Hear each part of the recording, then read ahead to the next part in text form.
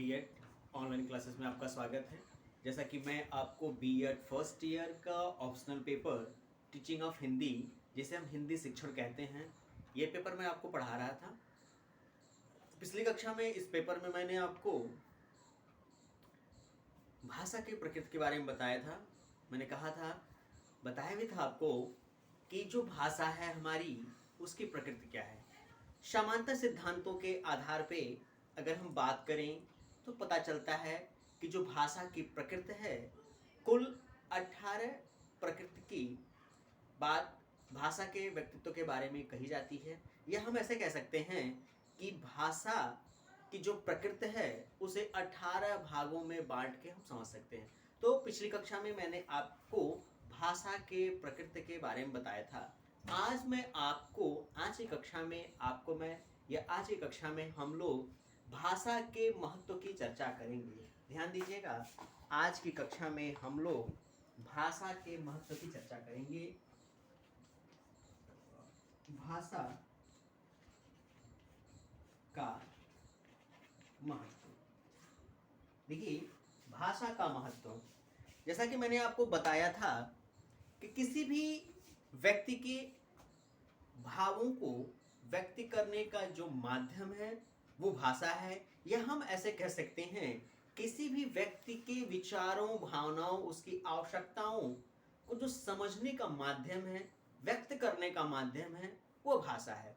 अर्थात यह कहा जा सकता है कि भाषा के अभाव में, ध्यान दीजिएगा, अर्थात यह कहा जा सकता है कि भाषा के अभाव में हम ना तो अपनी आंतरिक आवश्यकताओं को, भावनाओं को व्यक्त कर सकते हैं और ना ही दूसरे की आवश्यकता, दूसरे की बातों को हम महसूस कर सकते हैं। और सामाजिक व्यवस्था को बनाए रखने के लिए जो सबसे आवश्यक विषय वस्तु होती है वो होती है किसी भी समाज में प्रयोग की जाने वाली भाषा।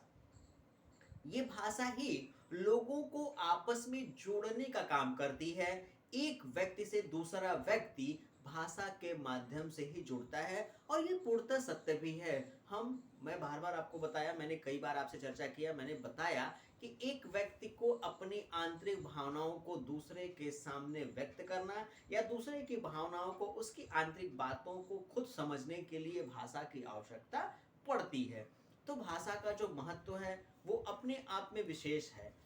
अर्थात किसी की अच्छाई, बुराई, क्या कोई कार्य उचित है, क्या कोई कार्य अनुचित है, कैसे इस कार्य की उपादेयता है, कितना यह कार्य अच्छा है, अर्थात हम कह सकते हैं समस्त अभिवादनों का, समस्त व्यवहारों का, समस्त क्रियाओं का अभिवादन या अभिव्यक्ति करने का जो माध्यम है वो भाषा है। हम कह सकते हैं कि भाषा के अभाव में मनुष्य नहीं रह पाएगा। वह, उसकी सामाजिकता, उसकी व्यवहारिकता, उसका ज्ञान, उसका विज्ञान, उसकी महत्ता सब समाप्त होने की स्थिति में चली जाती है। होता भी था ये। अगर हम आदिम समय की बात करें, जब भाषा का विकास नहीं हुआ था, तो मनुष्य को अपनी बात कहने और सुनने में बहुत सारी कठिनाइयों का सामना करना पड़ता था। लेकिन जैसे ही भाषा का विकास हुआ, भाषा की महत्ता अपने पुरजोर तथ्य को प्रस्तुत करते हुए लोगों के स्वभाव, उनकी आवश्यकताओं, उनके विचार और भावनाओं को सहज तरीके से प्रस्तुत करने के कार्य में निश्चित हो पाई। हम एक उदाहरण के तौर पर समझ सकते हैं, जैसे अगर हम कहें कि कोई गूंगा व्यक्ति है जिसके पास भाषा का अभाव है। हालांकि उसकी भी अपनी एक भाषा होती है, सांकेतिक भाषा, लेकिन सामान्य तौर पे वो भाषा उतनी महत्वपूर्ण और प्रभावशाली नहीं होती है जितना कि मौखिक भाषा की बात हम करते हैं। तो यदि मान लीजिए कोई गूंगा व्यक्ति है, उस गूंगे व्यक्ति को किसी फल का स्वादासन कराया जाए, किसी फल का वह व्यक्ति स्वादासन करे। अब वह फल मीठा है, खट्टा है, तीता है, कैसा है, यह व्यक्ति वह बात प्रस्तुत नहीं कर पाएगा। अंतःमन ही वह चीजों को समझेगा, लेकिन वो है क्या, वो वास्तविक में है क्या, कितनी महत्वपूर्ण है, कितनी मिठास है। जैसे किसी गूंगे व्यक्ति को आम का रसावादन कराया जाए, आम के रसावादन के दौरान वो खट्टा मीठा जो भी उसका स्वाद है उसे अंतःमन में महसूस तो करेगा, लेकिन व्यक्त नहीं कर पाएगा। जिससे पता चलता है कि भाषा की अपनी क्या विशेषता है। भाषा की अपनी क्या महत्ता है। भाषा लोगों के भावनाओं को, उनके विचारों को, उनकी संतुष्टि को, उनके संस्कारों को, उनके व्यवहारों के, उनके व्यक्तित्व को परिवर्तित करने का एक माध्यम है। जैसा कि मैंने आपको बताया भी था कि जो भाषा है वह अपने आप में पूर्ण अवस्था को व्यक्त करती है। अर्थात हम अगर सामाजिकता का निर्माण करना चाहते हैं, हम समाज में व्यवहारिकता को बनाए रखना चाहते हैं, तो भाषा की बहुत ही महत्ता है।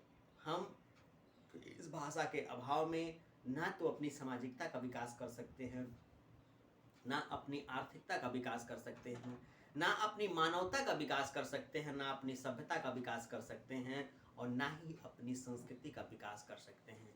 इसलिए भाषा का अपना एक विशेष महत्व है, और इस महत्ता को स्वीकार करते हुए हम ये कह सकते हैं कि भाषा ही वो माध्यम है जो लोगों के अपनी भावनाओं को अभिव्यक्ति करने के लिए प्रेरित करती है, और हम एक दूसरे की भावनाओं को, एक दूसरे की बातों को, एक दूसरे के लोगों के व्यक्तित्व को भाषा के माध्यम से ही समझ सकते हैं। क्योंकि भाषा जो है यह अपने आप में एक ऐसा माध्यम है जो लोगों से लोगों को जोड़ने का काम करती है।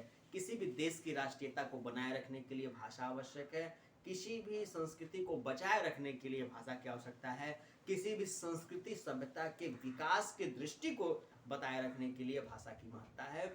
यहाँ तक हम कह सकते हैं कि संपूर्ण संसार में मानवता के इतिहास को, मानवता के व्यक्तित्व को जिंदा रखने का जो माध्यम है वो भाषा है। भाषाओं के आधार पे ही हम उस समाज, उस संस्कृति, उस परंपरा से अवगत हो सकते हैं। इसलिए कहा जाता है कि भाषा का अपना विशेष महत्व है। ये भावनात्मक है, ध्यान दीजिएगा, भाषा भावनात्मक है, भाष्य है। ये भाष्य माने बोला जाए, कहा जाए, इसलिए भाषा का अपना एक विशेष महत्व होता है, और इस महत्व को हमें अच्छा सा स्वीकार कर लेना चाहिए। क्यों? क्योंकि भाषा के अभाव में ना तो अपनी बातों को हम व्यक्त कर सकते हैं, ना ही हम दूसरे की भावनाओं को समझ सकते हैं। अगर हम इस प्रशिक्षण की बात करें बीएड में, जैसे कि हम लोग हिंदी शिक्षण पढ़ रहे हैं, हिंदी शिक्षण में हमें ये बताया जाना है, आगे की कक्षाओं में मैं आपको बताऊंगा कि भाषा का अपना क्या महत्व है, और कैसे हम भाषा की सहायता से एक सामाजिकता का, एक व्यवहारिकता का, एक बेहतर राष्ट्र का निर्माण कर सकते हैं। क्योंकि यदि हमें भाषा की अभिव्यक्ति का ज्ञान हो चुका तो हम समाज की व्यवस्थाओं का ज्ञान अपने आप प्राप्त कर लेंगे। ये रहा है भाषा का महत्व। आज की कक्षा में इतना ही। आगे मैं बताऊंगा आपको कि जो भाषा का महत्व है उसकी क्या विशेषता है, उसमें क्या गुण हैं जिसके आधार पर इसकी जो महत्ता है, इसकी जो विशेषता है वो अपने आप में बहुत ही विशेष महसूस होती है। आज की कक्षा में बस इतना ही। धन्यवाद।